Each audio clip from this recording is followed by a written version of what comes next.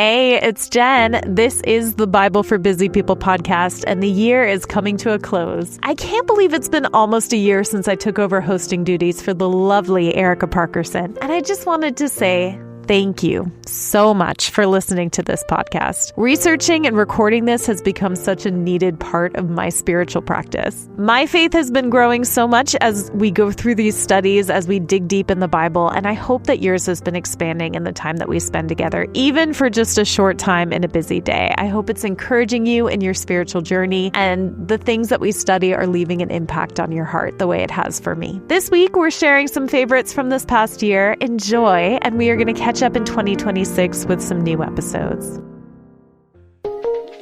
Purposely. Your life, God's purpose. Listen at purposely.com. Have you ever laughed at the wrong moment? Like when things were too serious or awkward or sad? That is definitely something I would do. Hey, this is Jen. You're listening to the Bible for Busy People podcast, and I'm freely admitting that sometimes I get the wrong instinct at the wrong moment, and I want to laugh, like when something is really sad or when things are awkward or in the middle of a very serious sermon. Sometimes it happens. I just get uncomfortable and I'll make a faux pas. And it almost seems like in this story about the death of Jesus' friend Lazarus, it almost seems like he makes several faux pas here. But it's interesting. What he actually is doing is saying something incredibly significant for us. And it goes along with Jesus' I am statements in the book of John, which is what we're talking about this week. So today we're in John 11, starting in verse 17. It says, "On his arrival, Jesus found that Lazarus had already been in the tomb for 4 days.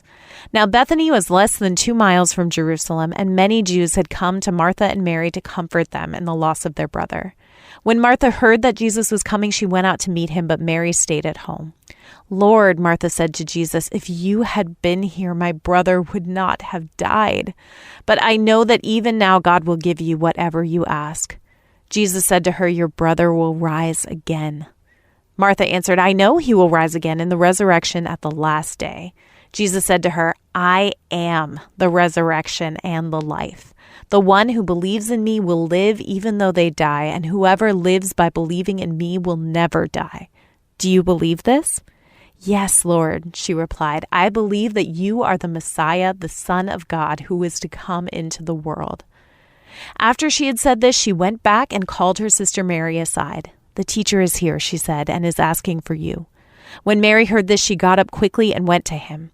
Now Jesus had not yet entered the village, but was still at the place where Martha had met him. When the Jews who had been with Mary in the house comforting her noticed how quickly she got up and went out, they followed her, supposing she was going to the tomb to mourn there. When Mary reached the place where Jesus was and saw him, she fell at his feet and said, 'Lord, if you had been here, my brother would not have died.' When Jesus saw her weeping and the Jews who had come along with her also weeping, he was deeply moved in spirit and troubled. 'Where have you laid him?' he asked. 'Come and see, Lord,' they replied. Jesus wept. Then the Jews said, 'See how he loved him?' But some of them said, 'Could not he who opened the eyes of the blind man have kept this man from dying?' We just talked about the blind man the other day. So Jesus arrives late. That's the first kind of faux pas moment, which actually is not, in fact, a faux pas. Everything Jesus did was precise and planned. But to an outside person, this would have looked like, really? Like, you arrived late for the death of your friend when you could have possibly saved him, like they talk about at the end of the passage? It just doesn't seem right. And also the comfort he offers doesn't seem very comforting. Honestly, if you were or I were saying it, we would almost sound too religious, like some kind of typical, like, basic religious answer like, well, everything happens for a reason, or God has a plan. I'm not shaming you if you have said these things, by the way. I have absolutely said them as well, because we're trying to make sense of a really difficult circumstance, and sometimes there is no sense to be made of it. Sometimes it's hard to read stories in the Bible and let yourself forget how that it all works out. This is one of the most famous passages in the Bible, and even people who aren't as familiar with Christianity will probably know about the Lazarus effect. So we know what Jesus will do, and Jesus knew what Jesus was going to do. He was going to raise Lazarus from the dead. But Martha did not know what Jesus was going to do. We have to suspend that reality for a minute. Martha just did not know what Jesus was going to do. She thought her brother was dead. She knows who Jesus is and that he can be trusted. And she realizes that Jesus is the Son of God. And she's one of few people who actually says that in the Bible. I found out from the Enduring Word commentary that it's actually a Jewish superstition that the soul stays near the body, and that they believed that it was possible for the body to be resuscitated in 3 days. So Jesus being 4 days late meant that there was just absolutely no hope.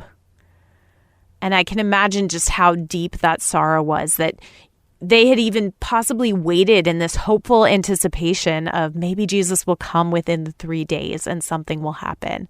But Jesus stayed away long enough for there to just be no hope for them. So they thought.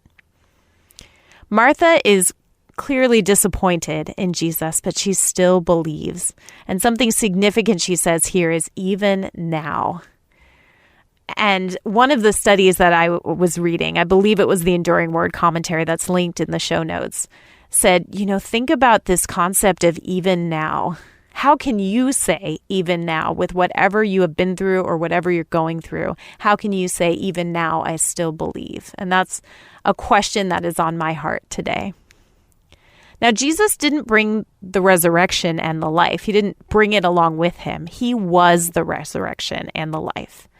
Martha could find comfort in the fact that the resurrection and the life was right there with her.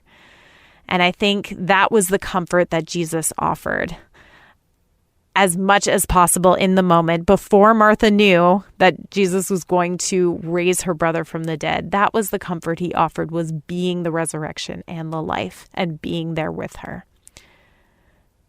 We know that death wasn't the end for Lazarus.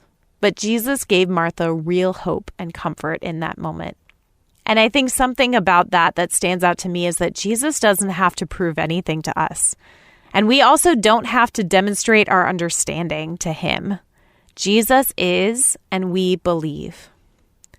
Something else significant that happens here is that Jesus weeps.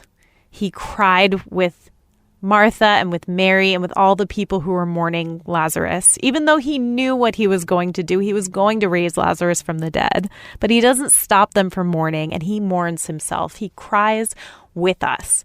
He doesn't rush past our emotion or our grief or our devastation. Jesus allows the process to happen. So I have a question for you to end out today, and it's just as Jesus met Martha and met Mary right where they were at. What's a situation where you were met by God, right where you needed to be met? Before the story found its conclusion, before all your questions were answered, or maybe they never were, what is a situation where you were met by God, right where you needed to be met? That's all for today, and we are going to talk again tomorrow about another of the I am statements. Thank you for listening to The Bible for Busy People. If you need prayer or want to go deeper in your faith, visit our show notes. Will you take a moment to share with a friend and leave a review? It helps the Bible get into even more people's minds and hearts. Find more podcasts that will recharge you at purposely.com.